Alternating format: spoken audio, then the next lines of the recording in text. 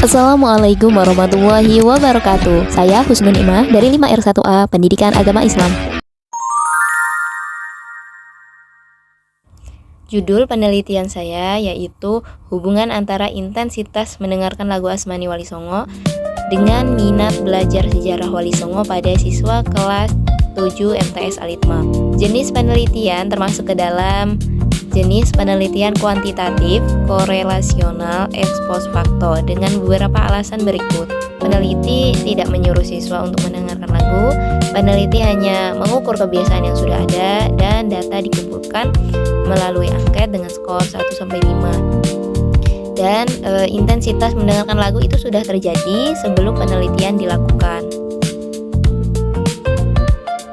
Latar belakang pada judul penelitian saya, yang pertama ada kondisi ideal.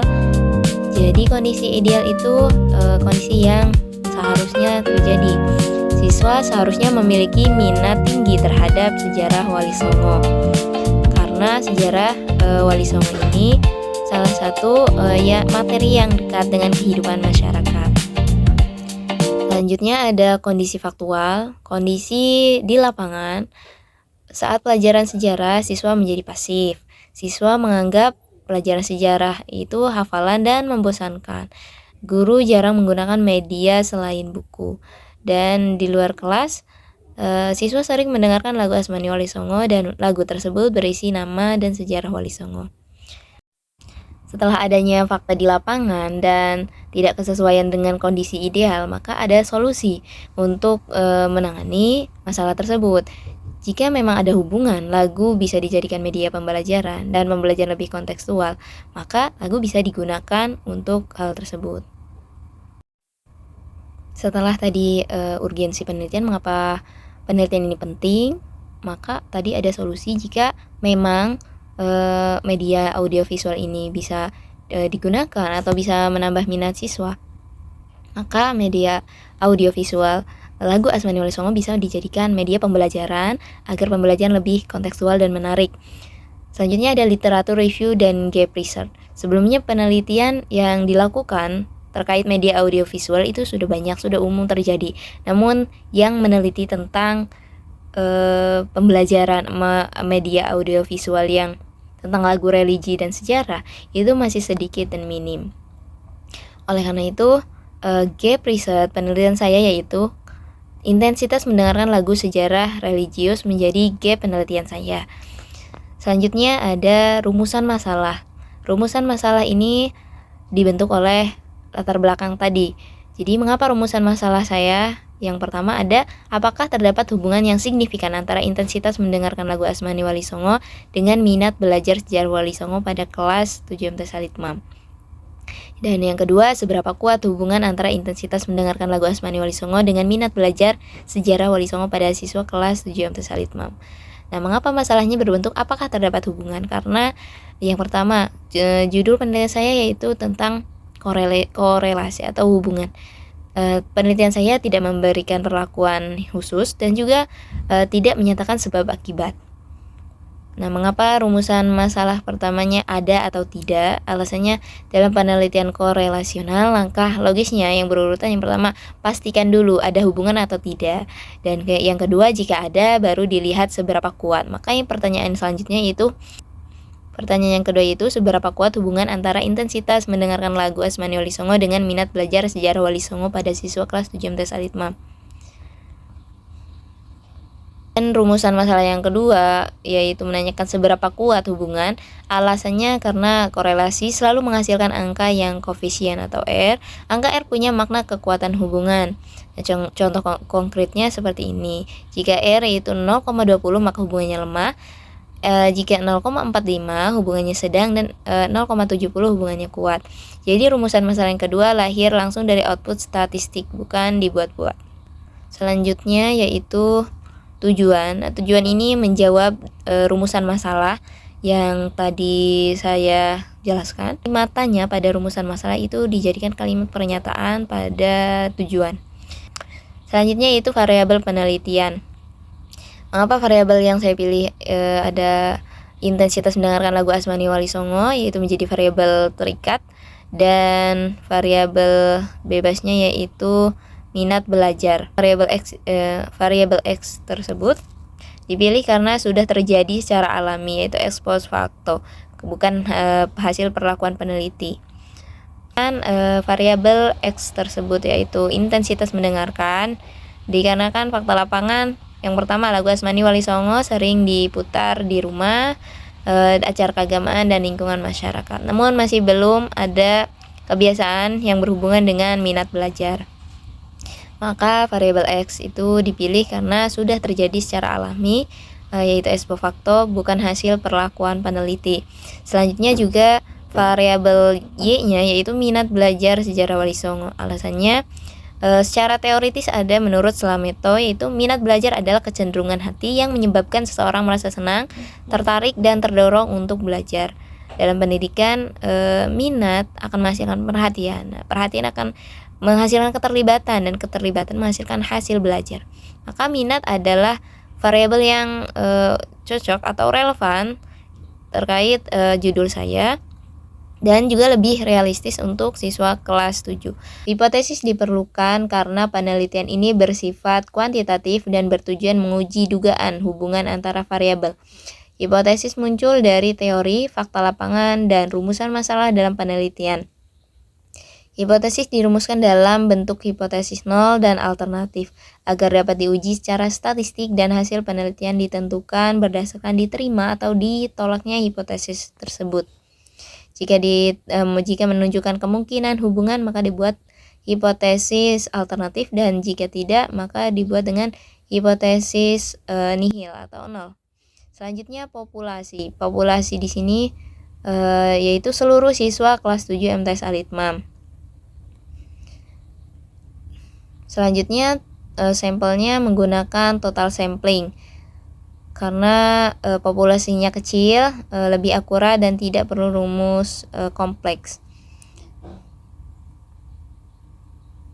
Menurut Sugiono 2019, populasi adalah wilayah generalisasi yang terdiri dari objek atau subjek yang mempunyai kualitas dan karakteristik tertentu ditetapkan oleh peneliti untuk dipelajari dan kemudian ditarik kesimpulannya.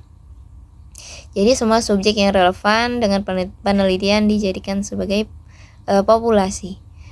Alasan penentuan populasi tersebut, yang pertama, siswa kelas 7 mempelajari sejarah Wali Songo, siswa berada pada usia sensitif terhadap musik, dan yang ketiga, mereka sesuai dengan judul dan tujuan penelitian.